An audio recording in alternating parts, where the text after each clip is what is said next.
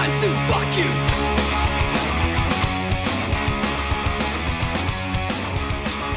My name's Brock, and I was in a few bands in Calgary, including Quaker State, Rebel Young Republican, Weekend Terrorist Society, the Browns, Field Day, Donnybrook, the Night Lookout, and the Jamies.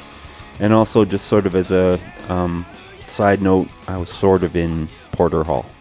I thought you were in Porter Hall. When we were looking at this, I'm like, I swear Brock was in that band, but yeah. I just made it up. I don't in my head, I guess. I don't know. Well, no, you might have seen me play with them, but I didn't actually play with them type thing. So it was an illusion. Yeah.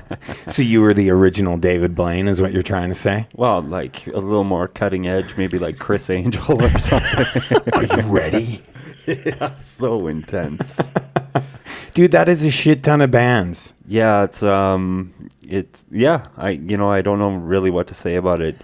There were some good ones and some ones that maybe didn't go the distance, but the Porter Hall stuff was really funny because it was just I had this Gretsch guitar. It was my brother's guitar actually, and he lent it to me, and I played with them at the Ship and Anchor.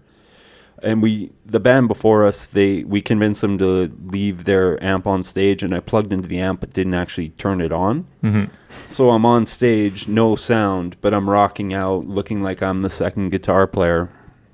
And the only person that caught on was my friend John Stewart, who is a phenomenal guitar player, and he could tell I was faking the whole thing. So was it just a one-off show, or did you twice? Twice. Once at the Night Gallery too. So that started. Maybe something. I was at the Night Gallery. Yeah, it could have been. Yeah, except there was a little mishap at the Night Gallery where I left my amp on, and kind of ruined the show. Well, ruined a song. They asked you to leave after the song? No, they just asked me to turn off my amp. Remember that time you turned your amp off? That's the sound we're going for. Yeah. That's kind of that was my role in the band, and I knew my role, so that's what I should have done instead of because I couldn't play. Hindsight's 20/20. Yeah, I could have been in so many bands if that was the case. Yeah, just buy a nice guitar. Yeah, but you have all the tools of the trade, but you don't need the talent. Yeah. Yeah. So what's the deal with that many bands? I mean, was the scene transient or it looks incestuous in some ways where, you just kind of finish with one and go on to the next. I mean, that's not something I don't think that people, it's not part of the scene today. Was that what it was like then? It was funny when you look at Quaker State and Rebel Young Republican and Weekend Terrorist Society, they're sort of, it was very incestuous. Quaker State was Jeff and Dave from AKA and Jeff Casey. And then Rebel Young Republican was my friend Darren, who eventually was in Porter Hall, and myself and Jeff Lee and Dave Patterson. And then Weekend Terror Society was Todd Harkness and myself and Darren Preston. So it was all kind of together, and it was and the Browns have some of those players too, right? Yeah, Jeff Casey and Todd Harkness, and our friend Ross played drums. And then after the Browns, Field Day just gave me a call and asked me if I wanted to come play with them. Yeah. So what time? Like when was that? Like was Field Day? Were they a big band at that point in time? Yeah, they had kind of lost some momentum, but they were still doing bigger shows. Like, were they still big in Germany at that time? I don't know about that, but what happened is Jonas moved to the Yukon, and then they had a guy named Roger play bass for them, and then Roger and just wasn't working out. And they called me up, and I came in and practiced with them. But the funny story is, when Jonas first was going to move to the Yukon, I tried out for them, and I was more interested in, just getting wasted and stuff, so I didn't really give much thought to being in Field Day, and it didn't really work out. So when it came around the second time, I felt a little more prepared for it. But yeah, I had a good run with them. I recorded a CD, recorded one of my own original songs, and wow. Yeah, so where I do vocals and play bass. It was a good experience. I still really get along with John and Jay, and it was interesting. We played with Face to Face in Edmonton Face to Face and Choke, and it was, I think, like 3,000 people there. Like it was a pretty big deal. Was that the biggest show that I've ever played? Yeah. Yeah. Outside of the Warped Tour. Okay. Outside of playing the Warped Tour, but that was sort of the biggest show. What was the favorite band on that list? Can you give a favorite out of, I don't know, how many are on that list? Oh, there's a lot on this list. I would have to say the Browns. I mean, it was so ridiculous. Yeah. It was fun though, Brock. It was fun. Yeah, I mean, it was really, the scene was kind of, I wouldn't really say it was in a weird place, but all of a sudden these guys came along, like the Browns, wearing ski masks and stuff, and we would totally sort of fuck shit up at shows, and then it was a fun band. Like, we had a lot of fun. And the band still continues on today. Jeff still operates. Yeah, they just band. put a record out last year, right? Yeah, and they're going to record a new record here pretty soon, and so Jeff still operates the band out of Medicine Hat, and they're still really good, and it's just lots of good memories with that. As I'm sure you all know, I am Bad Leroy Brown of the Browns. I usually play this 4-string gadget. I'm not sure what it's called. And there he is. So let's talk a little bit about the Browns. Like, where does that idea come from? Who plants that seed of like, okay, this is what we're going to do? Like, I don't want to say it was a gimmick band, but there definitely was a gimmick to it, right? Yeah, there definitely was. Right.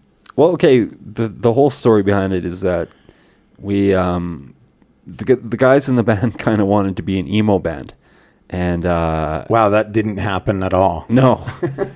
And they wanted to be called Camille. The band was going to be named Camille.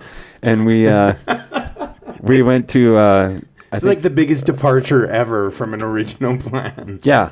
And so I think Jeff and maybe Todd were at the Night Gallery, and they told some rockabilly guys that they were starting an emo band called Camille, and the rockabilly guys like laughed at them and stuff. So yeah, fair enough. Yeah.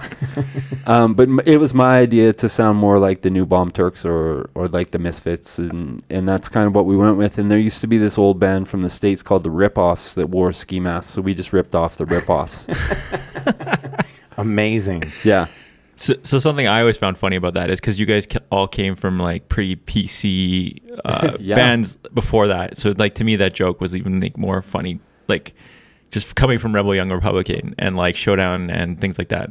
Yeah. Yeah. I was like, this is a really big departure, but it was awesome. Yeah, see, and for me, it was really needed because, I mean, Rebel Young did some great things, and we, but we just were unfocused, I guess was the best way to put it. We couldn't really communicate our ideas on stage, and well, you're a lot younger then too, right? Like, yeah, oh yeah, for sure. And I think we had sort of the ideals, but we didn't really know where we wanted to go with it, and so the Browns were sort of a nice release from all that, where it could just be chaotic and just be.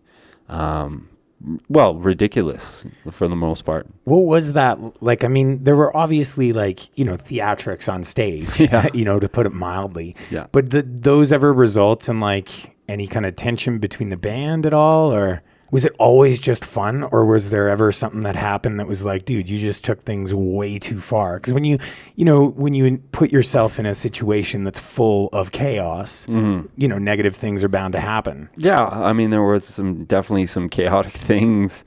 The way we sort of broke up the first time was, we saw.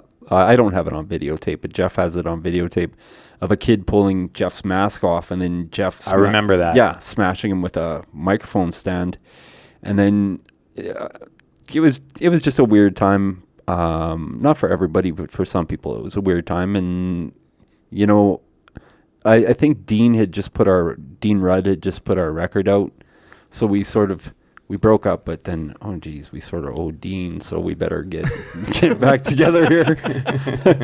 And we kept playing shows, and then Jeff moved to Wisconsin. He married an American girl and continued the band on down there.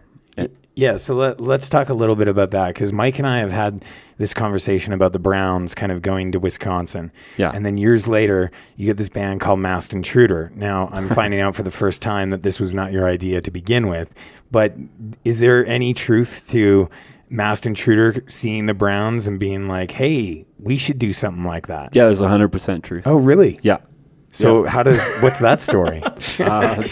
Yeah, no, there's not a little bit. It's full blown. It's 110 truth. Yeah.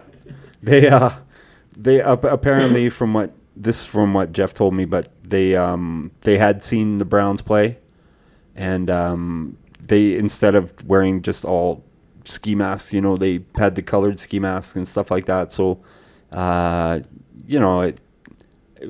did they rip us off after we ripped another band off? Like it's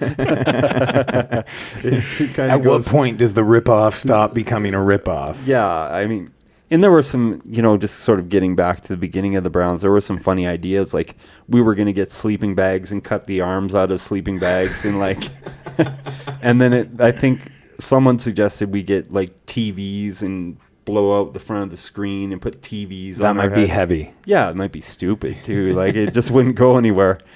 But yeah, the Masked Intruder thing, I can't say for sure. Yeah. But as far as I know, within the scope of 100%, you can't say for sure. yeah, now that I'm dialing back a little bit. Now that you regress. We don't edit, so you're screwed. Yeah, you're okay, stuck to this. Good. Yeah, okay, I'll stick with my 100% then.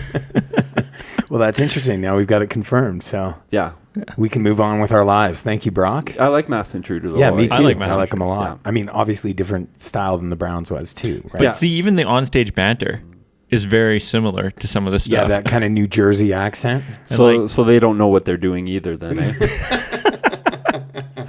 Well, and they added to the gimmick by adding, crime as their, focus of songwriting. See, we didn't Jeff wrote all the lyrics, so it was more like B horror movies and stuff like that. Totally. But we didn't really have a focus. We just, I think after all the PC bands and stuff, we just really wanted to have some fun. Yeah. And, the band was some of the best years of my life. Like, it was a lot of fun for sure. Yeah. Yeah.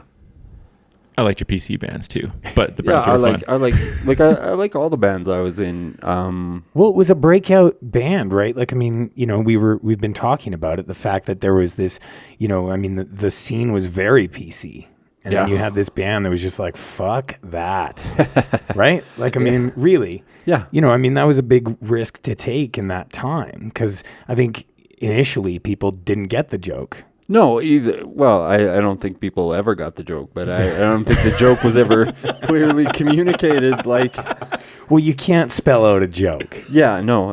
It was a little more subtle, maybe, but no. It was a lot of fun, and like you said, yeah, coming from the PC scene, it was a nice change of pace where, it sort of felt like with the whole PC scene that if you made one wrong step, there was 5 people there to tell you what you're doing wrong. Totally. No, I recall it very, very well. Yeah. Yeah. And sort of the whole open mic policy that would take place at PC shows, sometimes for good, sometimes for bad. But I think a lot of good ideas were communicated. For every one good idea that was communicated, there was about 100 that were lost in the mix, Yeah. Or just rehashed ideas, something I Spy had said or something propaganda had said. Right. Yeah. Yeah. Just to finish with the Browns, I was telling Mike this story about the big breakfast, and I don't think I should tell this story. I think you should tell this story because for those who didn't see it on TV, or I don't know, is it on YouTube by now? No. I spent an hour yesterday trying to find it on YouTube. Did you try Bing? Well, no, I didn't Bing it. No, Jeff Casey has the only copy of that. Oh, wow. Yeah, he's got it on VHS. The only copy in the world. Well, I'm sure it's on the A channel's like job training, like do not do this on air or best of. Yeah, or worst of. But we the only sad story about all of that is we kind of got the guy fired. Like, yeah. Well, that put a damper on everything, Brock. Yeah, this was fun for a moment. No, it's still fun. I mean, you ruined a guy's life. We had a good 14 minutes, Brock. No, I'm sure he moved on to other bigger and better things, but we definitely made some parents very upset. Yeah, extremely upset. Well, set the scene. There's it's 6 a.m. or whatever, and there's 4 guys in ski masks on your screen, and we're breaking chairs over each other, and that was kind of the height of the theatrics at that point, right? Like where you guys were like actually buying stage props. No, I think we just used or making them, or used a real one. Yeah, we just used a real one. Yeah. And what else makes this story even better? Dave Kelly, or I threatened Jeb Fink on air. It was. I told him I was gonna. It was Jeb Fink's birthday actually, and I told him I was gonna slap him the way on the day like he was on the day he was born.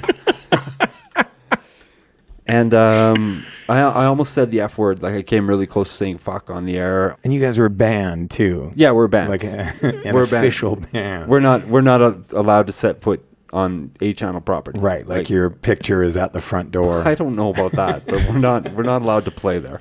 Right. I mean, it's a crazy story. Yeah, I mean, it was pretty funny. The thing that was so bizarre about it is it's like 6 a.m. I think I'd been up pretty much all night the night before, and we're playing, and all these people are walking by the window, and all these people are stopping and looking. It's like, what's going on in here? But I guess sort of the linchpin was that there was a woman who called in. Her children became very scared of these masked men on TV. Yeah. And she apparently that was followed by more and more phone calls of upset parents. And that was it. No more for us. But Brock, I'm sorry my mom called in. Yeah, that's okay. I took her on a date and everything's fine. That's fair. Where did you guys go? We went for a Caesar salad that had anchovies on it.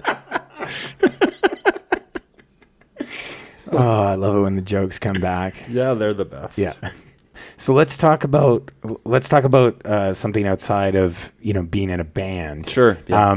I mean, you, to anybody who grew up in Calgary and kind of within our age group, I mean, you were the Megatunes guy. Yeah. And whether you know this or not, you inspired a lot of us to listen to new music. Oh, that's cool. I'm glad to hear that. Like, did you have any thought about that? Like, was that just something that you were like, oh, these kids, like punk rock, so I'm going to try and open some doors? Or was that not even really a thought for you? Because for Mike and I, like, neither of us have older brothers, and a lot of our friends didn't have older brothers. And when you listen to pretty much any interview with, somebody who listens to punk, it's like, how'd you get into punk? Well, my older brother showed me this or showed me that. Mike had an older uncle, that kind of showed him the ropes. But for a lot of us, we didn't have the older brothers. So you were kind of our older brother in the sense. That's nice. I like that. Yeah. He just called you old, though. Yeah. No, just so you know. Just so you're clear. Older.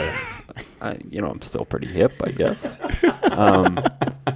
No, we could tell with your suspenders that you chose to wear tonight. Yeah, with my pants pulled up to my tits. No, it was like, for me, it was just a cool job, and I always liked seeing you guys when you came in and stuff, and it was cool because it was stuff I was listening to too, and because I love punk rock so much, I just wanted to pass it on to other people. It was never really about making sales or anything like that. It was just about communicating. And I remember your friend Justin. Mm-hmm. Yeah, do you guys still hang around, Justin? Oh yeah. Okay. I remember Justin and stuff, and you guys coming in. So yeah, those are all really good memories. Those are good years. Like the first few years at Megatunes are really good. So those are definitely good memories. And I made a lot of good friends there. Even we were talking off air a little bit earlier about Herb, who worked at Megatunes, and he lives in Windsor now, looking at a casino. Yeah. So if you're in the Windsor area, look Herb up. Yeah, definitely, and then let him know. But no, those were good years. I mean, it was a good job. It was a good place to work. And then, it sort of took a bit of a downturn once the internet sort of became a bit of a bigger thing, because people were just buying music online. No, it was good because you quit and I took your job. Yeah. And then I came back and bought a bass off you one day. Yes, you did. I forgot about that. Yeah. You guys sold basses at Megatunes? No, I had a bass. Oh, I see. And We've established that I couldn't play. it only had 3 strings on it too, and I bought it off you for $100. Wow. I was making big money. I ripped you You off. probably bought it with 3 strings on it too. This is what I imagine. Yeah. Yeah. That's like his calling card though. Yeah. 3 strings. Yeah. We call him 3-string Mike now. Everyone knows everything about me now. What was that like? I mean, working at Megatunes would have been like the be all end all job for a lot of us. Sure. You know, and you had that coveted job. Did you, I mean, when you went in there, was that your thinking going in there? And is there like some funny story about your job interview? Was it Herb that did the interview? No, it was because when I lived in Medicine Hat in like my last year of high school, I used to order CDs from Megatunes, and Mike and I became friends. Mike, the owner from Megatunes. And then I used to just, when I first moved to Calgary, I didn't have a job, and so I was spending all my savings at Megatunes. I'd just go down there and buy CDs and stuff. And then I was working at the Petro-Canada car wash, driving BMWs, but only for a few feet up to the, up so it could go through the car wash. That's when your rock star life really started, right? Yeah, sure. Yeah. And then Mike just called me one day, and he said, he brought me into the office at the back when it was still just kind of a narrow, Megatunes was just like a narrow hallway pretty much.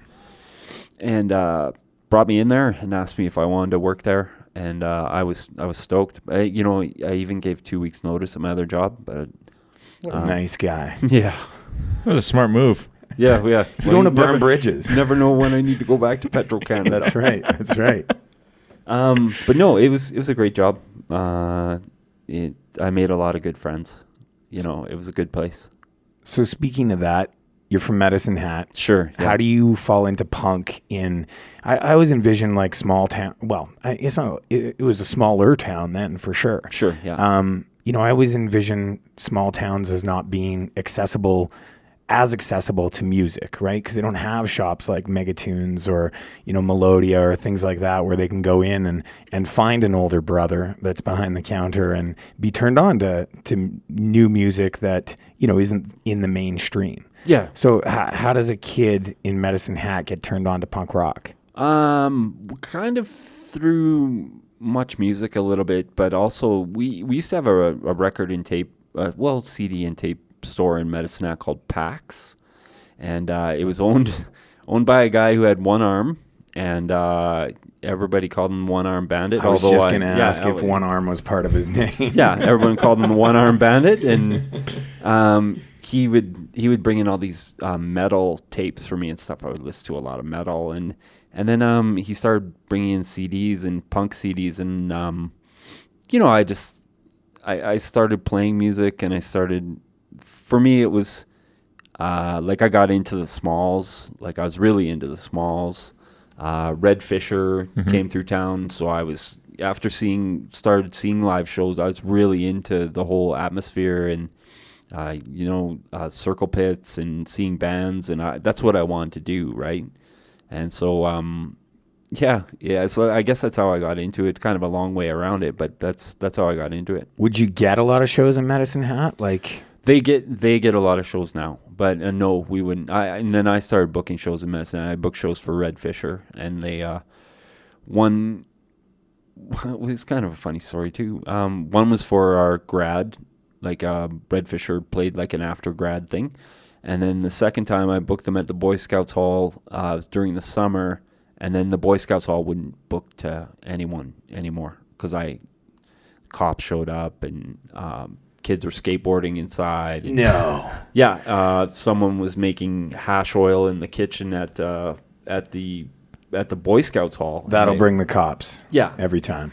So, I mean, it was crazy, and the guy who rented out the hall said he wouldn't rent it out for concerts anymore. So you just burn a lot of bridges, hey? Yeah. See, but not on purpose. Not on purpose. Naivety is not a defense, Brock. Yeah, well, it is in this case. I think that's what everyone says in that kind of a situation. Yeah. You just can't control what happens at a show. Yeah. And especially in Medicine Hat, that place is wild. It's like the Wild West. Yeah. It's the true Wild West. Yeah. Well, because there's a few of you that came from there, right? Like, is Todd from there as well? Todd's from Lethbridge. Oh, from Lethbridge, So yeah. that's how we met. Okay. Todd and I met at a Chicks Dig It show where my first band played with his first band, and our first bands were terrible, right? We were terrible. And Good memories does not equal good. yeah.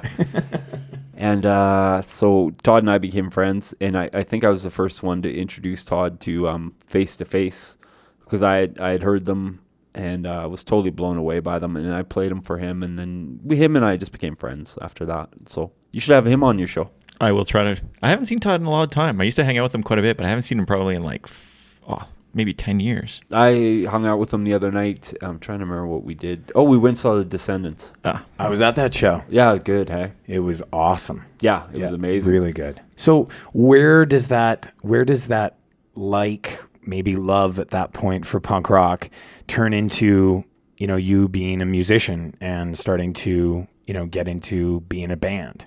My father was a musician. He was a chemist for the Canadian government, and his side job was a musician. So he played in a country band called Southern Comfort, and he was a phenomenal guitar player. And both my brother and I picked up music. My sister never really did, but my dad actually bought me my first bass. I told him I was interested in joining a band, and there were no bass players around, so. So is that why the Smart bass? move. Because there was just nobody. Yeah, I mean, that's that's good. why I picked up the bass too, because it was like everyone played guitar. I wasn't good enough to play drums, so I was like, yeah, the bass looks like I could do that. Yeah, and that's sort of how it went. And sort of when I first started playing it, I played it like a guitar anyways, so. Like chording and stuff, like strumming on it. No, God, no. Oh, No, you just played it high. I would just wail away on it like it was a guitar, but yeah, so I mean it runs in my family, but the reason I think, like I said, just sort of getting back to bands like the Smalls or Red Fisher, like that's sort of the reason why I wanted to get into playing music.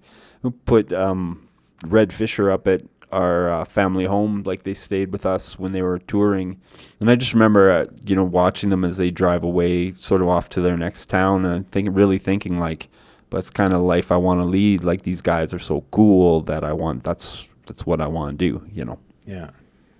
You, I mean, you've been in the scene for a long time. Yeah. And like, I mean, and active in the scene. Because I think, when you're not in a band, it's easy to fall out of. Sure. Yeah. Like it's there.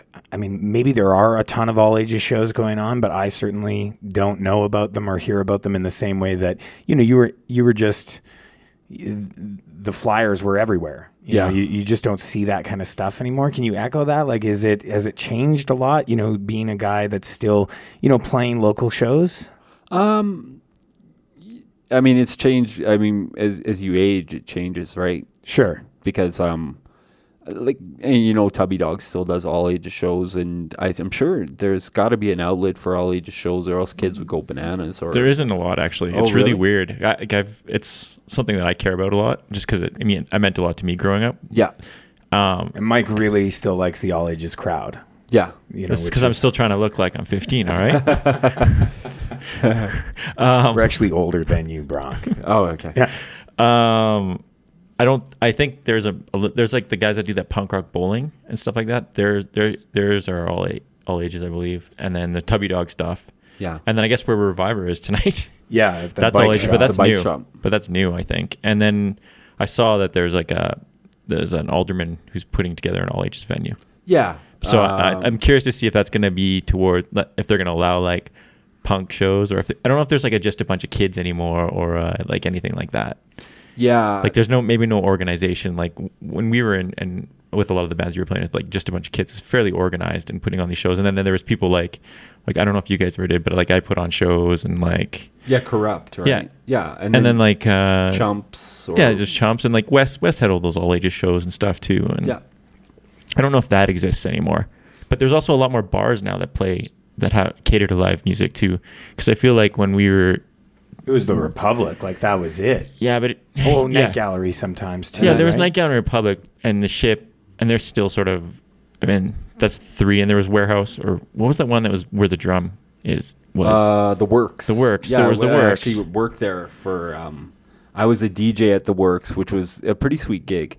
I would after I would get off work on Friday nights from Megatunes, I would go down to the Works and I would just play records all night, and I got paid pretty well to do it. And then Dave Peterson from Downway would do Saturday nights, and I would do Friday nights, and Dave would do Saturday nights.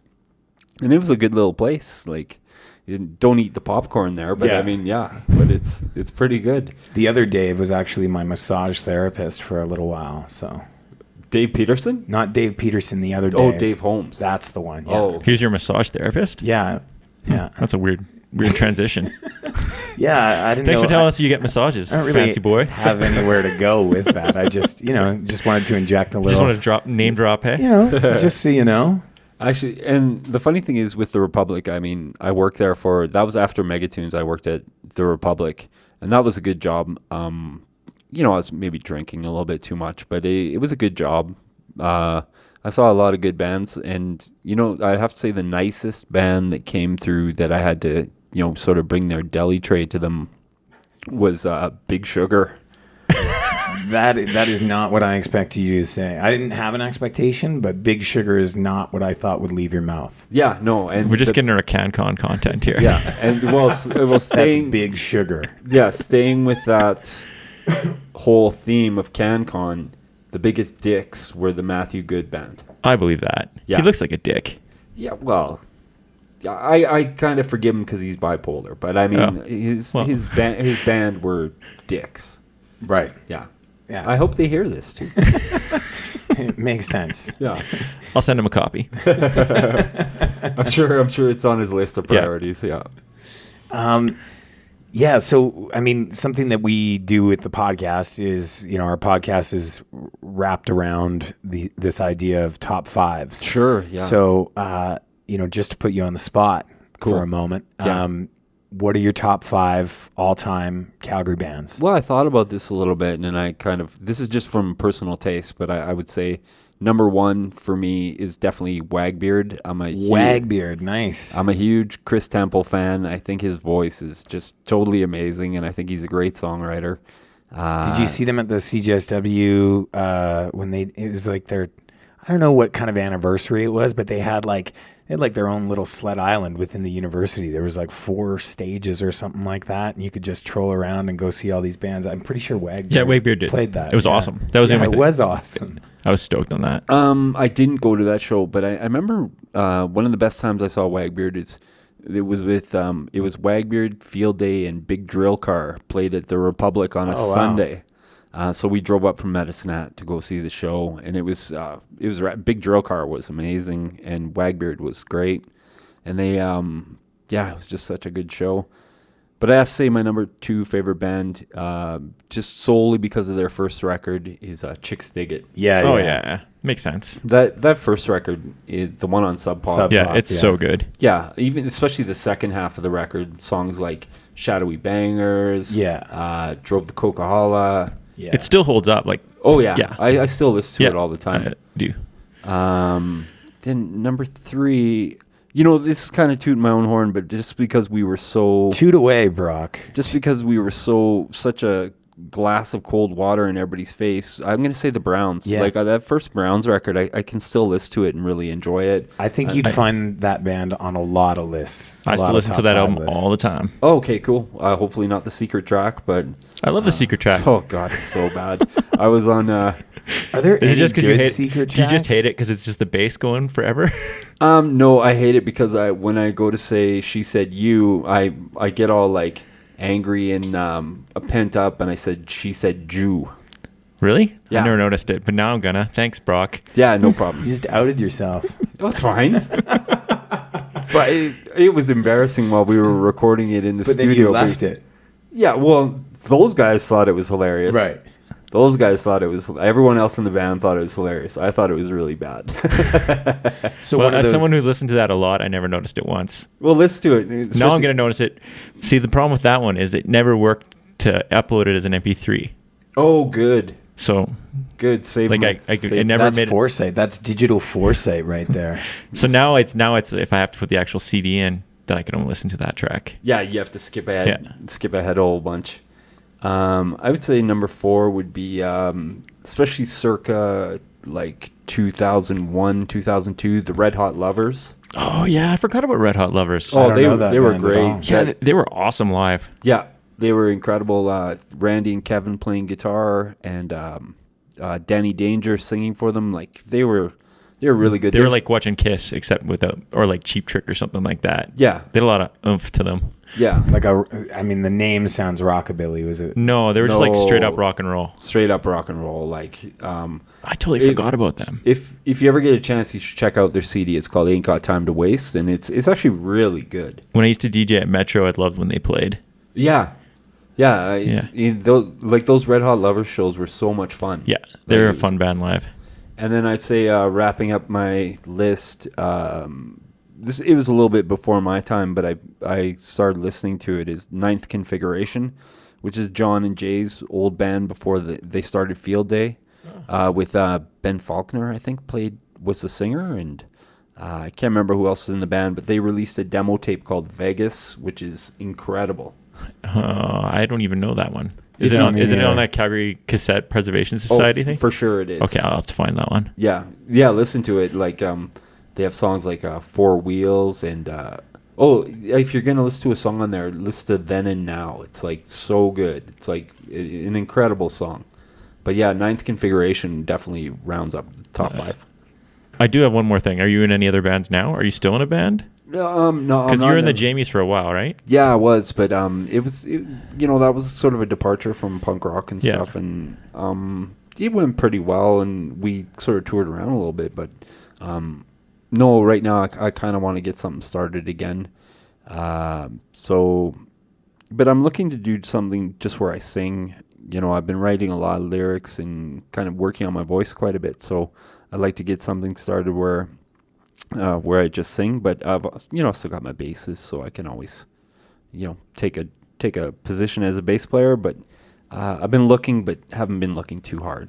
So what are you writing about? Sex. I don't know.